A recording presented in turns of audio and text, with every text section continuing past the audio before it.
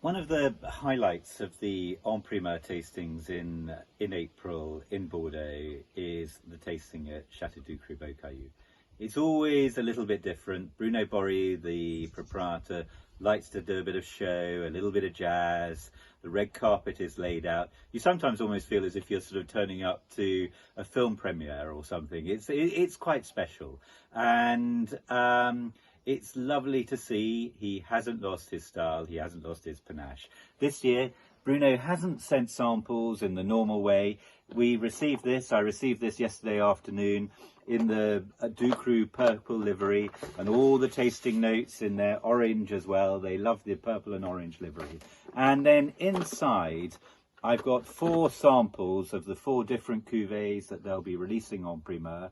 All the wines have been sealed with a inert gas to keep them as fresh as possible, and they've all got their own embossed on them the label Petit Ducru-Beaucaillou, Le Chateau Beaucaillou, Madame de Beaucaillou, and of course Chateau Ducru-Beaucaillou. Ducru is a wonderful property. When you arrive, it has its flowing gardens going all the way down to the river, and you can really see why it's one of the great second growths in Bordeaux. You see the sort of the gravel, you can see the importance of the river, and why it's very special. I've just had a Zoom tasting with Bruno, tasting his 4 wines. The first wine was the newly named Madame de Beaucaillou, their Haut-Médoc estate. It's very correct. It's quite a high proportion of Merlot, 65% Merlot, and it's designed to be a little bit more forward and accessible. Secondly, there was the newly named second wine of Ducru, Le Petit Ducru, what was historically known as La Lambe Borry.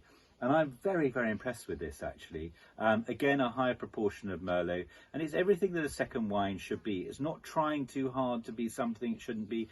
It's got some of the style, it's got the polish of Ducru in terms of, you can see the origins are very good, but there's nothing forced in it, and it will be approachable, an early style, and just what I'm looking for from a second wine.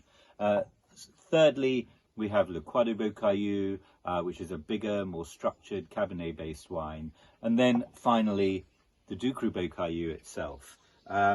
This I've really enjoyed. I like the fact that it's got this striking Cabernet Sauvignon Cassis, about 80% Cabernet Sauvignon in there. It's got this freshness. As Bruno explained to me, they had 120 days of ripening following the flowering of the berries, which really shows. And I just think yeah.